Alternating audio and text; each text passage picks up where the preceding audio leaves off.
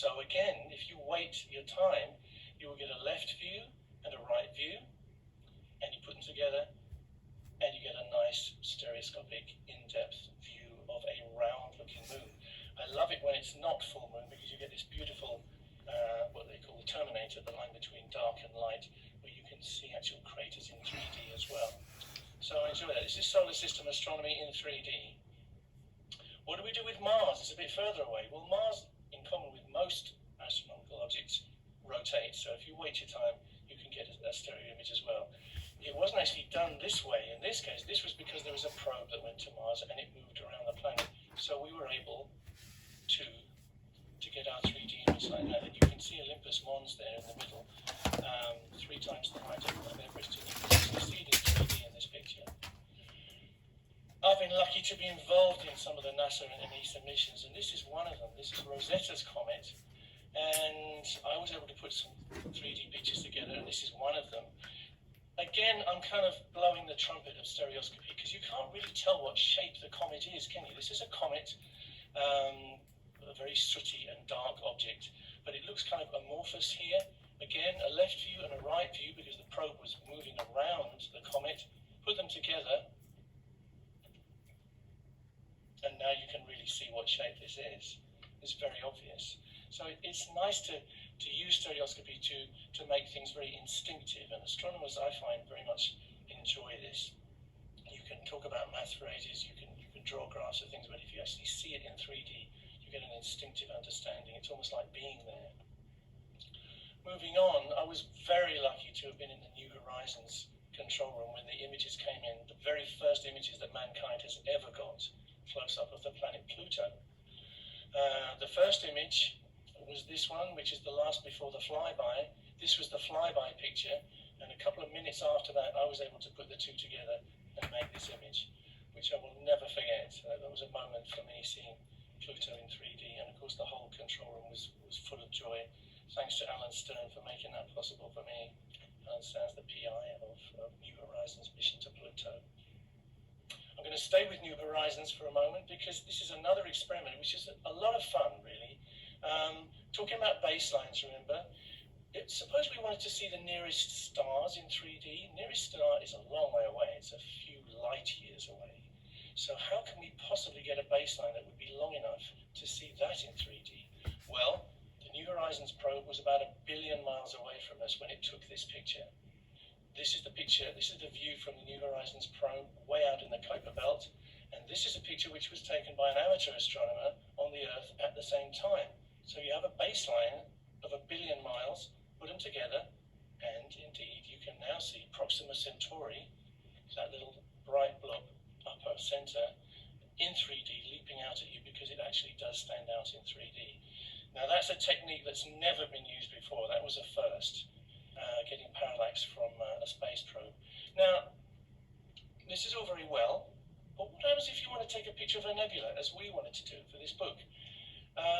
These things are many light years away, not just a few, but hundreds or thousands of light years away. So how can you possibly get your eyes far enough apart to take a 3D picture? Well, you can't. And that's where JP Mezzaveno came in. Mezzaveno, I should say. The genius of JP was to take his own pictures for a start, and his pictures actually rival the Hubble telescope in their detail and splendor. But then he got all the scientific evidence that he could get together, all the astronomical data, and he made one of the images, the image that you would see if you were standing 1 billion miles to the right, actually several billion miles to the right. So these are pictures which are made out of current astronomical knowledge and the skill, the science and the art of JP. Here's his left picture, which is the one he took. This is the right picture which he generated using the astronomical data, and this is what he came up with. So suddenly, it's actually quite a shock to see that this thing isn't a smoke ring after all. It's a tunnel, and the tunnel just happens to be pointing towards us. We're looking down it towards that tiny little star in the middle, which is the cause of the whole thing. This is a star that's exploded, as our sun will do, but we won't be around to see it, luckily. So this is the genius, and this is the only thing I did for this is put these two guys together. I have I have David J. Iker, one of the foremost authorities on nebulae in the world, and JP Mitsavaino put together, and the two of them make the first ever book on nebulae in 3D in the universe. I'm just going to end with this one. This is one of Mitsavaino's beautiful shots. I think you'll agree, it's just exquisite. And again, you'd have no appreciation of it if it weren't for the 3D, not in the same way anyway. This is the image that I saw that fired me up to start this project. I saw it on his website and I used it in one of my talks at Starmus. And recently, I think you guys have seen it because that little clip that I made is up there, the Horizons clip, which is on YouTube. So that's it. Now, I'm going to sign off in 3D. Close your eyes for a second. And hopefully, if I close this up, you will see me again. Just in time for me to hand over. I'd like to hand over now to the genius who has written the text of our beautiful book. He's in Wisconsin. Over to David J. Iker in Wisconsin. Go. And I'll see you later. Thank you, Brian. And what I'll do is attempt to share my screen here as well. And what I'm going to do is, can you see that okay now? Yes. Fantastic. Well, we've got a galaxy.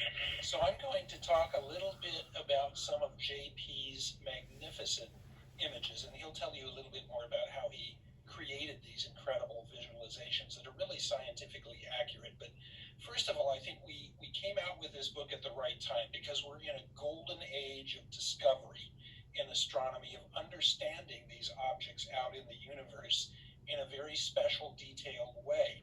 It was only a century ago when we called this object, everyone called this object the Andromeda Nebula, but we now know that this is the Andromeda Galaxy. It's a huge system of stars. Stars, gas and dust, organize themselves into galaxies in the universe. We're in a galaxy ourselves, the Milky Way, that is similar to this Andromeda Galaxy. They're about 100,000 light years across, the disks of these big systems of stars. A light year is the distance light travels in a year. Of course, it's about 6 trillion miles. And what we know is that our galaxy is full of stars. It has about 400 billion stars, the Milky Way, give or take. And of course, you can see it as a beautiful band of light throughout our sky when you head outside away from cities. Well, we can't see the Milky Way galaxy from the outside, of course. That makes it tough to understand the structure of our galaxy.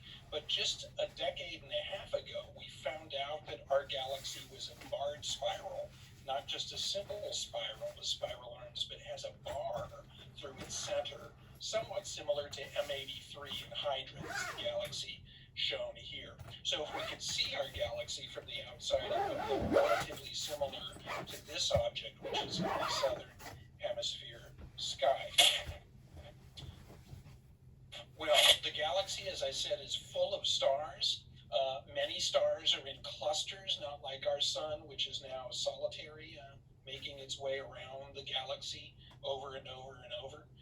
Some stars are old stars that congregate into big clusters called globular star clusters, named so because they're globe-shaped.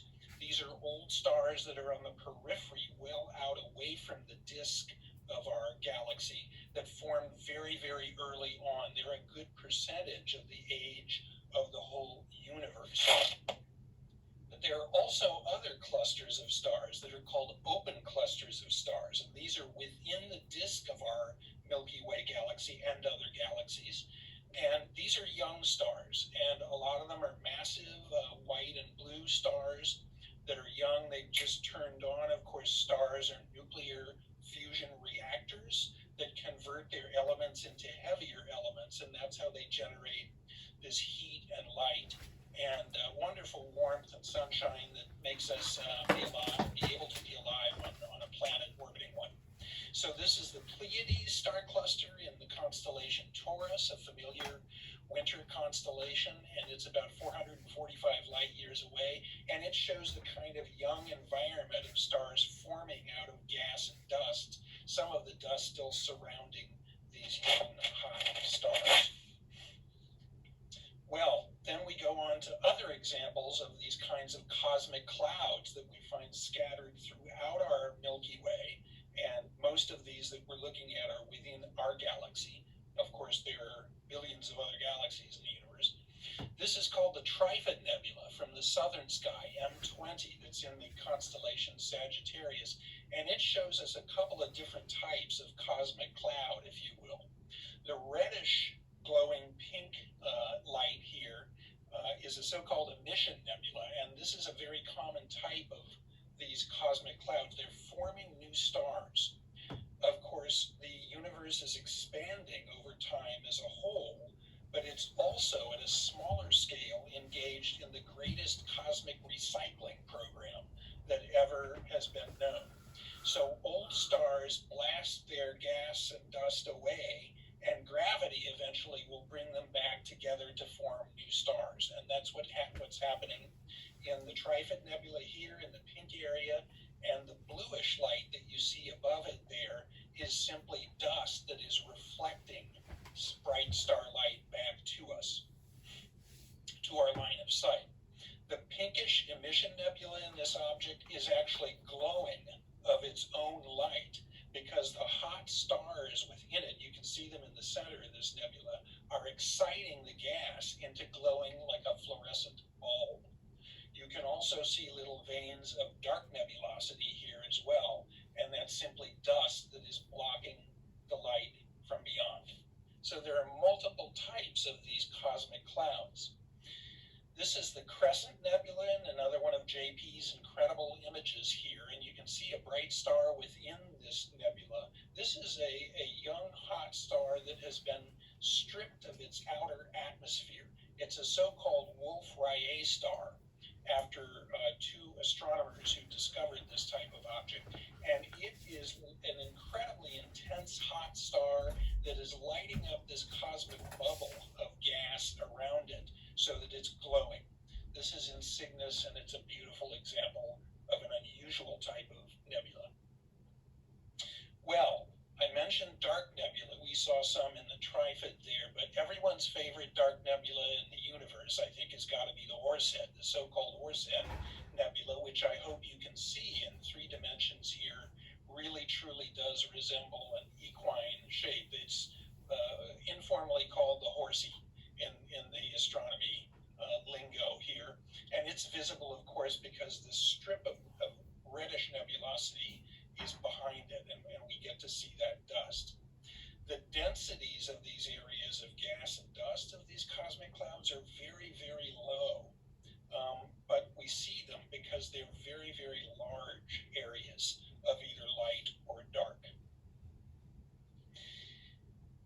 I'll get to what's happened. Brian showed the Ring Nebula. I'll show it, I think, again in a moment here, and we'll talk about seeing our future. But this is what happens in the late stage of a very massive star here. This is the Veil Nebula, again in Cygnus. And when a massive star, about 8 times the mass of our sun or more, runs out of material to fuse in its reactor, it explodes violently in what's called a supernova, an exploding star. And this is the supernova remnant, the debris from a star that exploded about 10,000 years ago.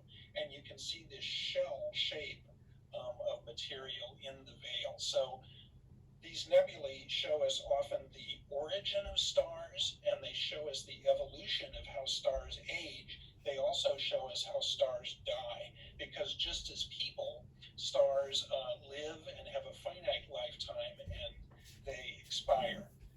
The very bright, massive, energetic stars have shorter lifetimes, like this one, and the meek, faint, very dim and small stars live for very, very long periods of time.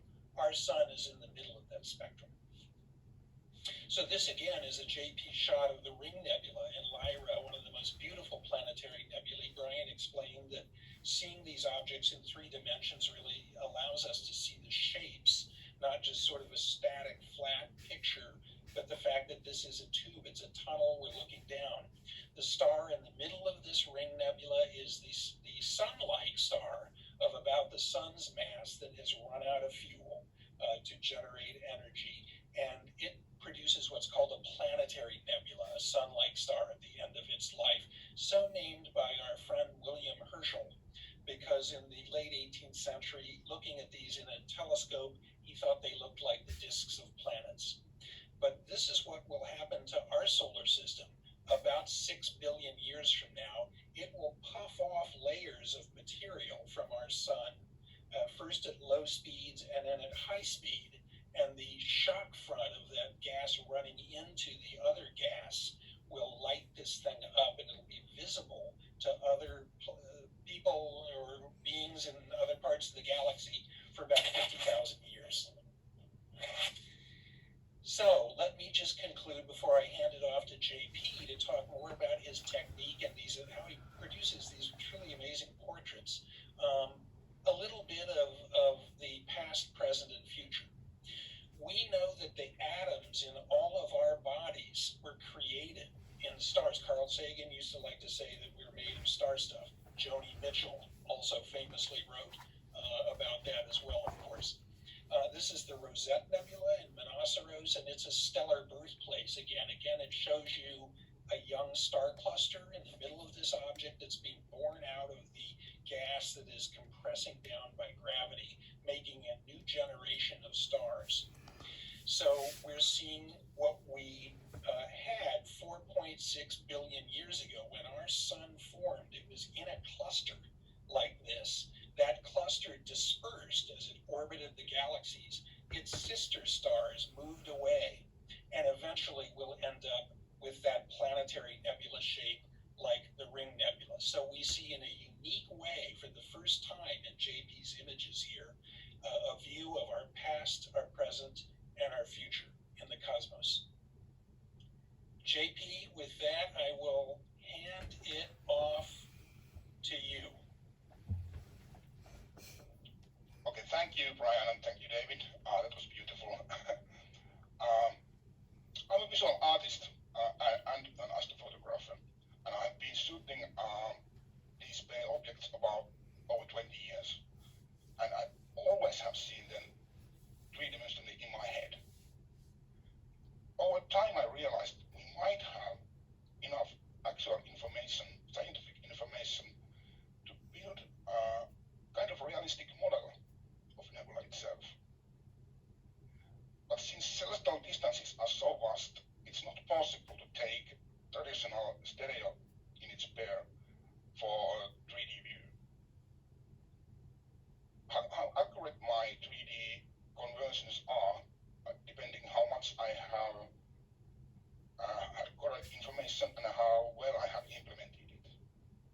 The final 3D image, however, is always a simulation of reality based on known scientific facts, deduction, and of course artistic freedom.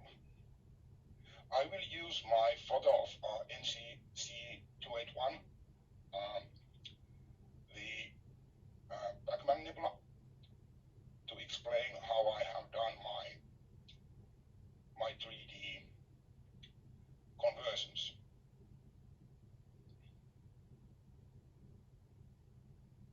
Just a second. Okay, here we go. This emission nebula locates in Cassiopeia at a distance of about 9,500 light years.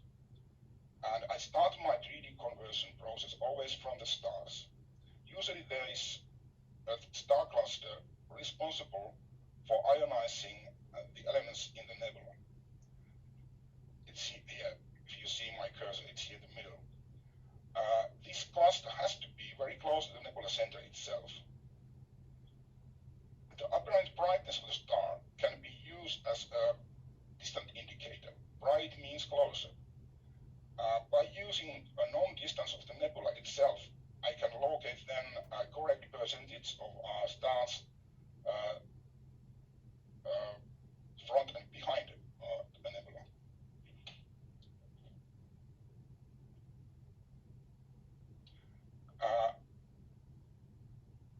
The actual nebula structure then, how it's done, it's next step in my process.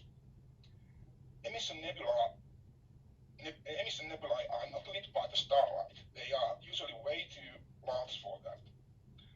And the stellar radiation ionizes the elements in the gas, so the nebula itself is emitting light, glowing light, typical to each element. The principle is very much the same as in fluorescent tube. The thickness of the nebula can be estimated from its brightness, since the whole volume of gas is glowing. Brighter means thicker.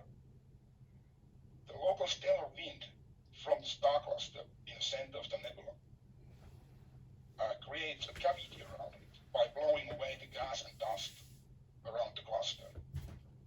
The collapsing gas then resists the stellar wind and produce a pillar-like formation. I mark them here in white lines, as you can see. And they have to point to a star cluster due to solar wind or radiation pressure.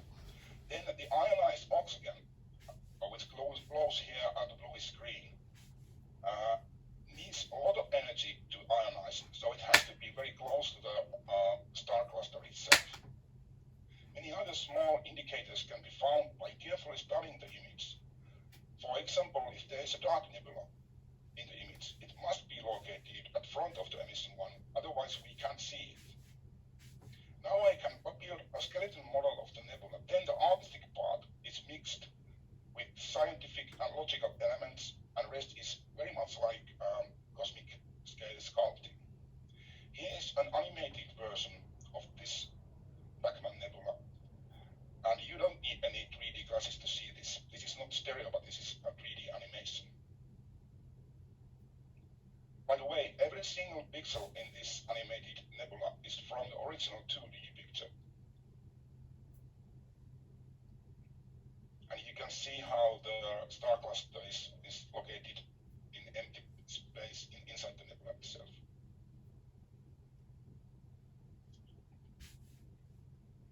The next sample is from one of my favorite objects, the bubble nebula in Cassiopeia. Its distance is about 11,000 light years. And the bubble itself has a diameter about 5 light years. And bright star here is responsible of this shock front. This star is actually a Wolf-Rayet star. And you can see its location in this animation. So this is volume.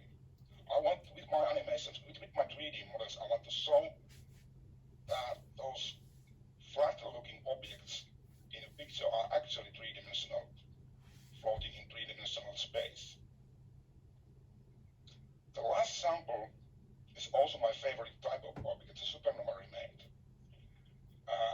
This remain locates in Cygnus at a distance of about 2,400 light years. It's called the Whale Nebula. Since the supernova remain is a result of massive explosion, it has to be more or less spherical, as you can see in this animation. All the stereo images in a book are made from models like this. You can actually dive deep in the space by carefully studying them, and because they are printed in a book, you have a lot of time to concentrate and see all the details.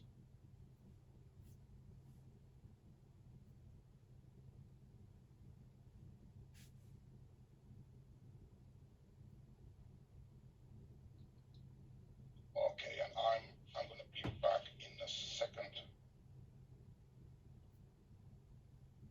Okay, thank you all.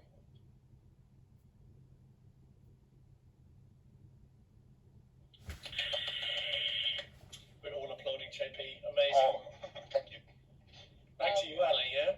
Thank you, everyone. That was fantastic. So that's given you something of a taste of this wonderful book, which you should be able to get from the Science Museum store. So keep an eye on the box there for the link to purchasing that in the Science Museum store.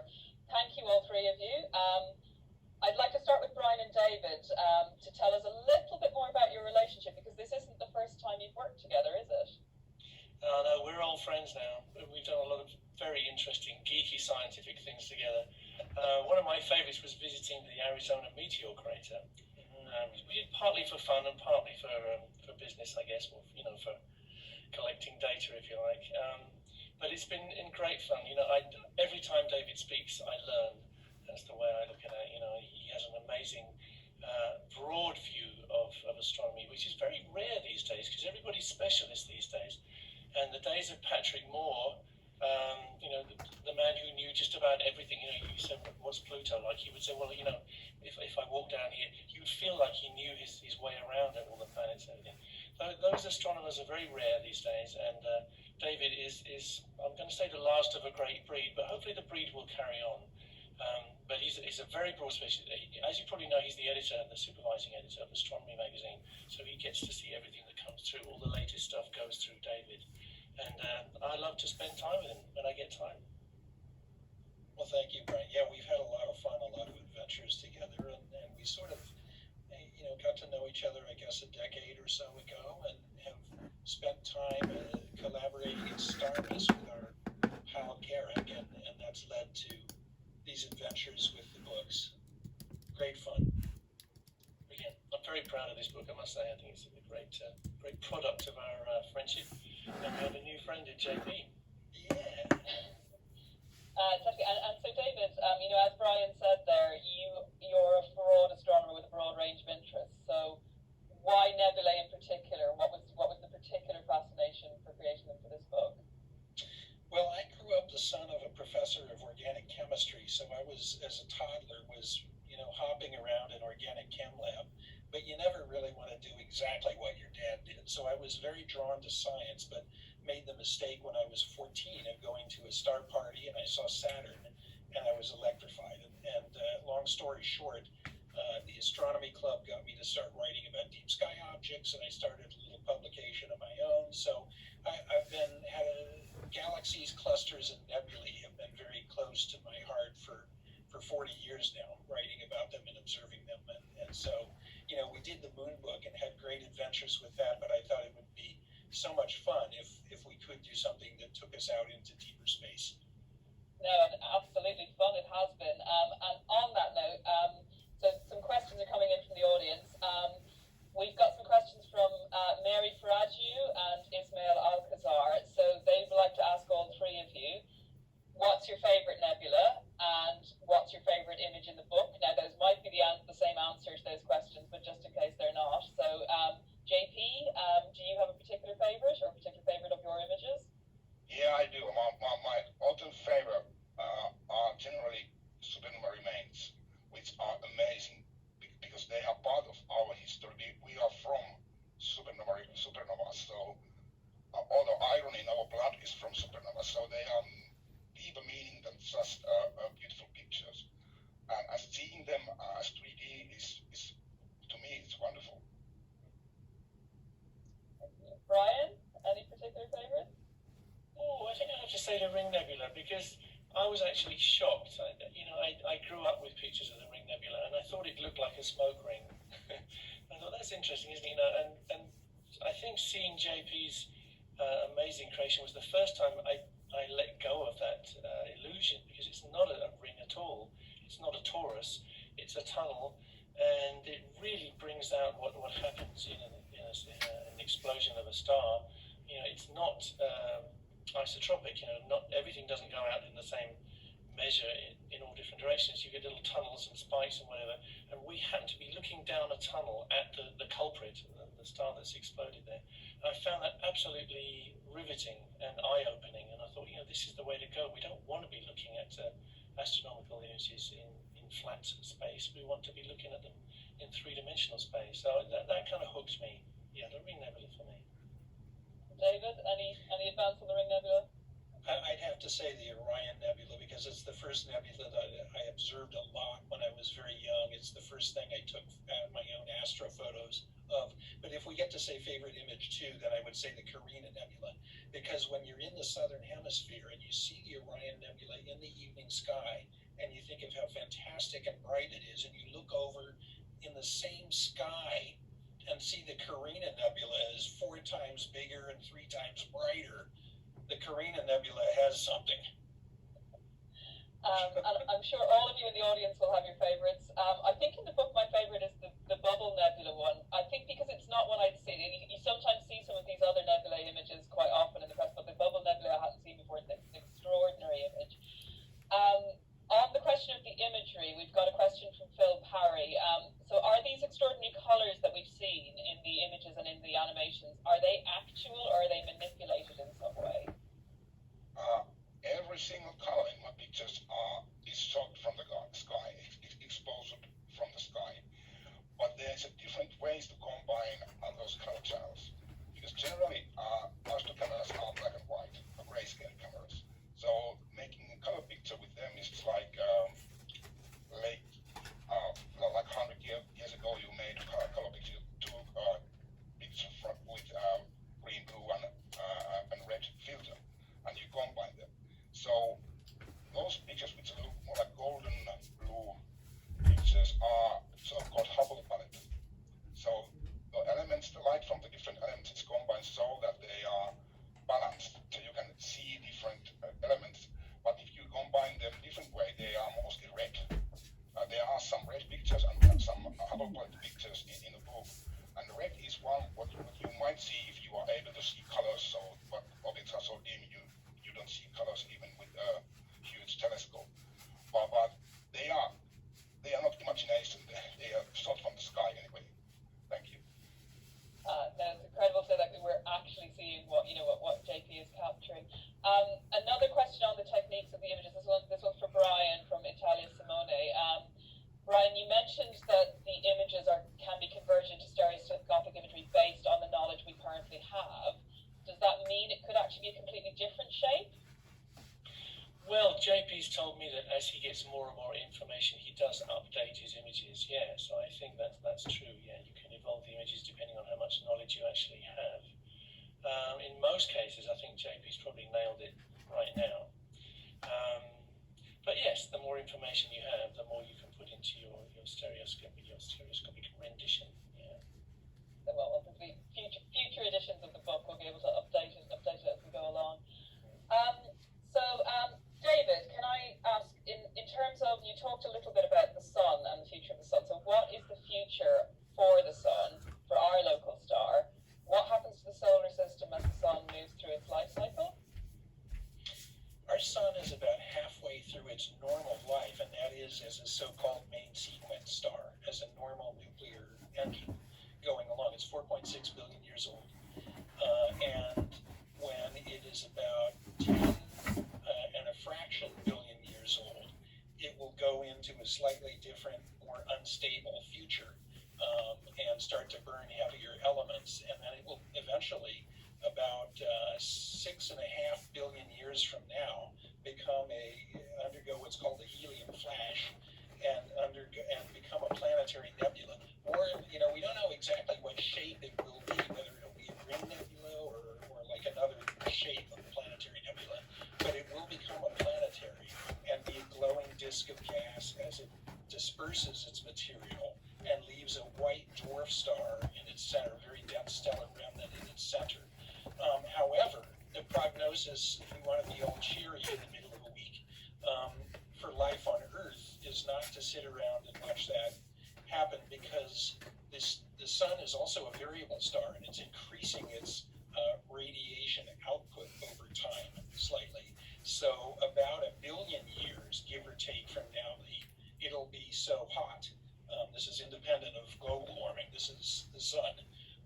It'll boil the oceans off of Earth, and that'll essentially be the end of life on Earth. So if any survivors of us see our sun as a planetary nebula, it'll be from somewhere else.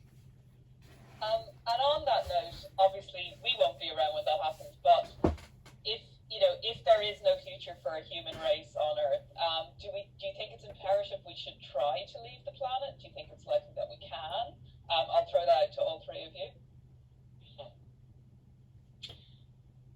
Well, I have a pretty dim view of humanity, really. I do have this feeling. I love exploration, of course. I love the pursuit of knowledge. But it kind of worries me that if we go out into space and colonize other planets, that we'll make as much mess of them as we have of our own planet. It seems like we should learn to treat the planet and the life that's on it with respect before we have the right to go out and colonize someplace else. And I would also add that unlike our love and wishes for science fiction films, moving a civilization outside of the solar system to another star and so on, we don't have enough time to talk about why really, but that's a hell of a trick. It's the cosmic distance scale, even to the nearest stars around us. We saw with Brian with the shot of Proxima Centauri. It's unbelievably vast, the distances just to the nearest stars around us. So the energy required to physically travel even those distances just to the nearest stars is almost incomprehensible.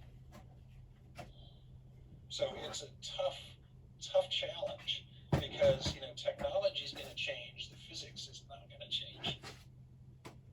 Okay, not very hopeful there. Any more hope for you, JP? I do like to stay here as long as possible, personally. But at some point, as a human race, we have to go. And I'm positive that I don't see the future as a dark. I see it's bright, and I'm optimistic. But I like to stay here personally, as long as I like to live in Earth. Let me can I make one closing? 1 billion years is a long time between friends. That's nothing to be upset about, I think, that we only have 1 billion years left. But actually, I think you and Brian have talked about, also we should be looking at our own planet and how we treat our own planet. Last week we had an event with Joe Marchant and Martin Rees, and some of that was concerning the psychological benefits of stargazing and the feeling of awe that it can inspire in us. And David, you showed the images early on of, if we could see our own galaxy and see that we're just on one arm of this galaxy. Do you think stargazing is important to give us a perspective of our place in the universe and maybe to be better custodians of our own planet? And again, I'll throw that out to all three of you. Who wants to go first? Should I go? I think it's enormously important, and I think one of the things that we've seen with our audience of astronomy enthusiasts around the world is during this bizarre 2020 year of COVID-19, we've seen a major uptick in people enjoying the night sky again. The problem is that light pollution is so vastly worse than it was even 10 or 20 or 30 or 40 years ago. It's much harder for most people to see a good sky, something that everyone a century ago essentially had. Yeah, it'd be interesting to think what would have happened if this planet, instead of having some blue sky and some cloudy sky, supposing the whole planet had been covered with cloud all the time, how different our evolution would have been, because we wouldn't have known anything outside that layer of cloud. How strange, there would be no shepherds watching their flocks at night and looking up at the night sky and giving us constellations and giving us some idea that we might have some kind of place in the universe. I don't know if the word universe would have existed until much later. There would have just been the Earth. Of course, we know the Earth's flat, so there's the known. I'll stop there. Well, personally, I see it very important. For me personally, it's kind of moved my horizon a lot further. It's like open up my mind. And when I go to the conferences, I have been talking to many conferences and seen all the astrophotographers there from different countries and so on. So that group knows where we are. We are under the tin foil. The atmosphere is like a tin foil around the orange. So they know what kind of boat we are. So there's never any arguments about politics or religion or any cultural things, because those people know where we are, and it's like join us together, weld us together. So I think night sky is for everyone and should be for everyone, and it makes life better. Absolutely. And JP, if any of the audience wanted to get into astrophotography like you have, what advice would you give people? What do you need to buy to be able to do it?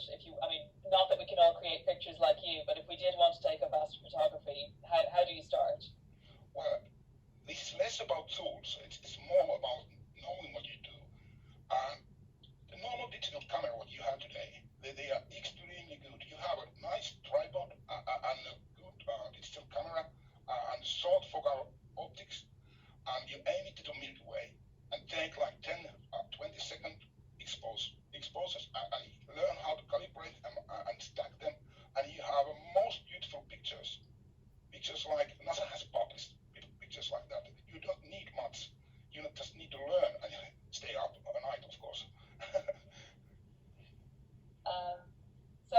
A question from Live Forever today is what other space objects would you like to explore in 3D? So, well, this can be the preview for the next book, but do any of you have another celestial candidate for your next 3D explorations?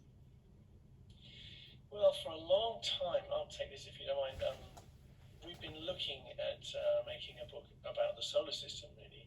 And the solar system is all accessible to us now. The probes go everywhere. Mars, Venus, Jupiter, Saturn, Uranus, Neptune, Pluto, all the comets, all the moons of all the planets. Most of them we have images which can be in some way made to yield a stereo picture. So I've been collecting those for a long time, and I have a wonderful collaborator in Claudia Manzoni, and we've been amassing a lovely collection of all the rocks in the solar system. And at some point, we'd love to put a book out about that. That's been on the table for a while. It's just hard to actually organise and get to it. You have all these pipe dreams about books, and actually making them come to fruition is quite hard. I mean, it's a big thrill for me to see this book finally out there, because it takes a long time. And the difference between having a book nearly ready to publish and having a book ready to publish is a lot. So all credit to JP and David for getting this together. Also Robin, our wonderful Director of Operations in the London Stereoscopic Company. I do have a dream. Actually, I think I mentioned it to Brian about many years ago, to have 3D pictures of northern lights. I live in 65 degrees north, so very near the Polar Circle, so we have northern lights. As a deep sky photographer, they are mostly like a light pollution to me, but they are really beautiful. And I think nobody ever has done that, taking 3D pictures out of northern lights, and you can do it on Earth. And I want to make not only pictures, but live, like movie or video film, in a high resolution one, how they move, what structure in 3D, because you can't see they are like fat, like nebulae, but they are close. They are like 100 kilometers from Earth. Yeah, they're very high, so you need quite a big baseline. I've actually tried this in a very amateurish way many years ago with my friend Jamie, and we were about a mile apart. But there's two problems. Firstly, a mile isn't big enough because they're like 50 or 100 miles high, these wonderful kind of sculptures in the sky. But also, it has to be truly instantaneous because they move very fast, don't they? In real time, they're twinkling and flashing about. I have seen a very nice attempt on the internet somewhere. I had to look it out. Somebody actually did pull this off, definitely to a certain extent. A lovely dream to do that. I'll make a whole film about this, or a book. Yeah. It sounds like we've got at least two great ideas for books there. Speaking of another dream, Brian, Alexandra would like to know when Queen are going to perform on the space station. I don't know when we're going to perform full stop. I have to say, there was a plan to do a big concert on the moon, but they said there's no atmosphere. Oh, so I shall check out on this plan. Well, I mean, seriously, it's very difficult. Our big tour of the world was cancelled when this COVID kind of cloud descended upon us, which is really sad. We had a wonderful tour sold out of Europe and some great gigs in London. So it's all put in the icebox, if you like, and we've rebooked everything for May next year. But who knows if we'll be able to do it? I don't know if the O2 can be packed with 15,000 people even in next May. We'll see. I really hope so. I would love to get on that stage and do what we do again. Fingers crossed. And if not, it may be the ISS. Maybe that's more feasible at the moment. But hopefully we will. Yeah, or I'll become an astronomer. And Brian, but actually, talking about becoming an astronomer, of course, you are an astronomer. So Jurassic Anna would like to know, what was the one thing that did spark your interest in space originally? say Patrick Moore had a big part in it, and I'm sad that he's not around anymore for us to enjoy his wonderful presentation. He had so much life in him. He had so much passion and enthusiasm. It was infectious. And when he talked about the Orion Nebula, we can see it in our own backyard, you know. And I used to watch the program. I used to beg to be allowed to stay up for 10 o'clock. This is about when I was 9 or 10 years old. Please can I stay up to 10 o'clock and see Patrick on the sky at night? And then I would go out into my garden and look up at the sky.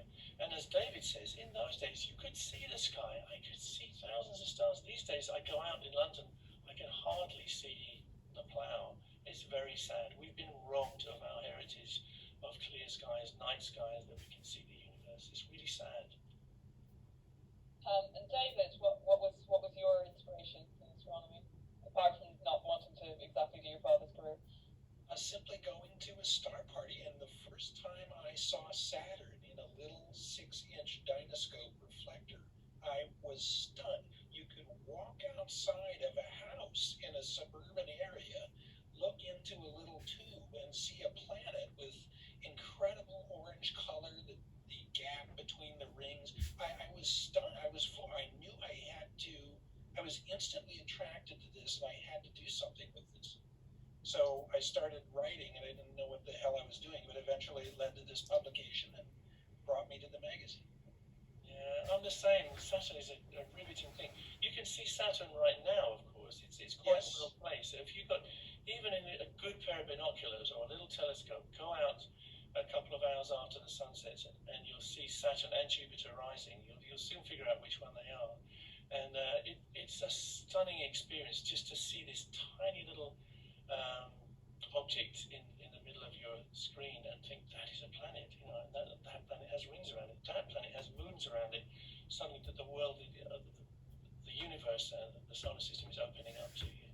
That's right, and if you have 7 by 50, 10 by 50, but if you hold your binoculars very, very steadily, you can see, as you said, the little moons of Jupiter in a line.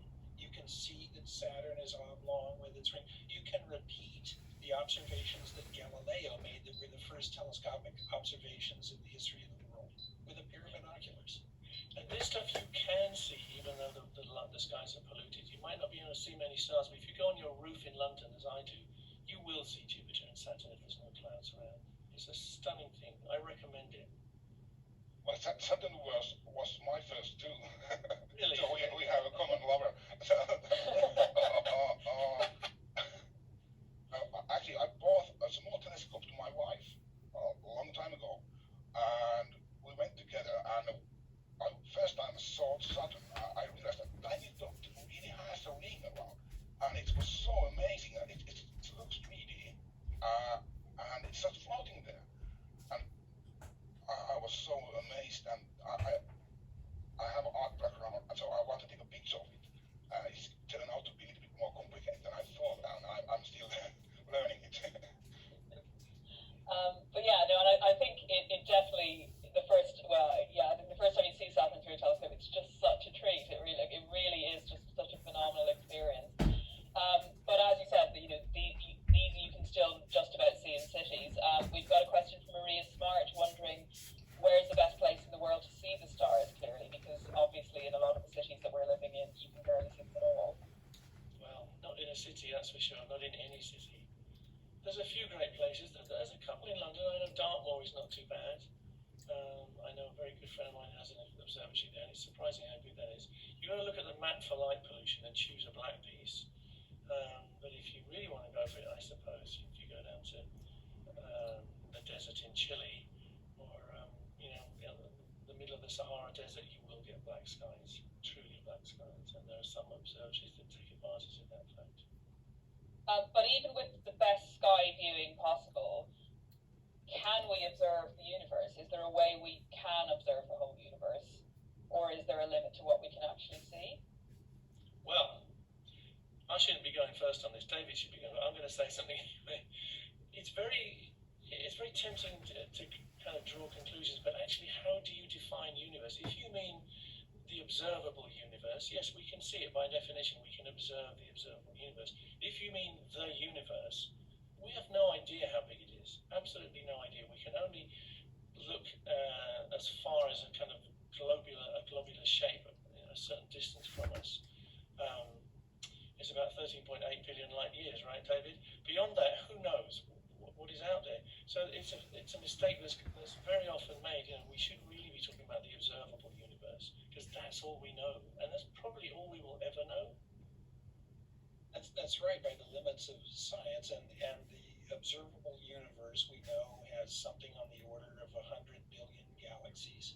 Back in time, telescopes are time machines. Back in the early days, there were a couple trillion galaxies. They combined into a fewer, larger number. But as Brian says, the observable universe is the limit of what we can see. And if people can look this up if they want to, the concept of cosmic inflation that Alan Guth and Andre Linde and others in the 1970s devised in cosmology means that the observable universe may not be the whole universe. And in fact, the universe may be infinite, which sounds like science fiction, but it ain't. And if it's infinite, there's another David Icke somewhere for sure. Oh, Can you imagine that? God help them then. I thought that maybe one was too many. I feel the same about me. Never. So in that, and Brian, this is something you mentioned earlier on about if we'd grown up in a cloudy universe. Cloudy skies. Do you think we're losing our connection to the night sky? Because obviously, historically, and there are many objects in the Science Museum that show this, you depended on the sky to tell the time and to find your way. We no longer need to do that. And for many of us, I think we just don't notice the stars at all. We don't think about the night sky. So do you think we are losing our connection? I think we do. I think we fool ourselves that we're connected because we see it on our computer screens, or we see it on the TV, or we go to movies. We don't actually see it for real with our own eyes, and I think we're the poorer for it. I think it changes something inside you. And we've all talked about that moment of looking at Saturn for the first time. It wasn't that we saw it in a book or on a screen. We saw it for real with our own eyes, and we connected. We felt something in our bodies that connected to that. I think we are in danger of losing that. I agree. As I told before, it's for me personally, it's like moving the horizon further. So it has a direct effect how I think, and I hope more people have same possibility to open their mind. Because if you don't see the sky, you get limited, and you see inside. You are looking inside and see more details, and that causes more problems between people and stuff. But if you are able to see outside, it opens up your mind and moves your horizon away or further away. So it gives you space, pun intended. And it has direct effect on how you think. I have seen that. There's a real, I agree so much, JP, and this is actually making me feel very emotional, because there's been times when I felt I lost my center and I lost my spirituality. And the only way I could find it really was in the stars again. I had this thing about, look at the brave stars, they were there before we came along, they'll be there long after we've all gone. There is some kind of peace up there, and all the problems that you have, and when you get depressed, when you get despondent, you look up to the stars and you feel something. There's no doubt about it. You feel connected to the universe, and you feel there is something bigger than you, bigger than your life and your problems. And it's very inspiring. I think we need to look up to the skies to find ourselves. Thank you, Brian. I'm going to end on that note, because I think that's just a really fitting way to end this evening's event. For those of you who aren't immediately out looking at the stars, again, I will remind you that you can buy the book in the Science Museum shop, complete with glasses for the 3D effect. So if you can't immediately get out to look at the stars, you will have as good as the real thing with nebulae with this book. But of course, obviously, from what we've said tonight, if you can, and JP has told us how we can, maybe you don't need really spectacular kit to go and get involved in stargazing. So I do suggest we go and do it. If this has whetted your appetite for more space from the Science Museum, again, just to remind you, our museums are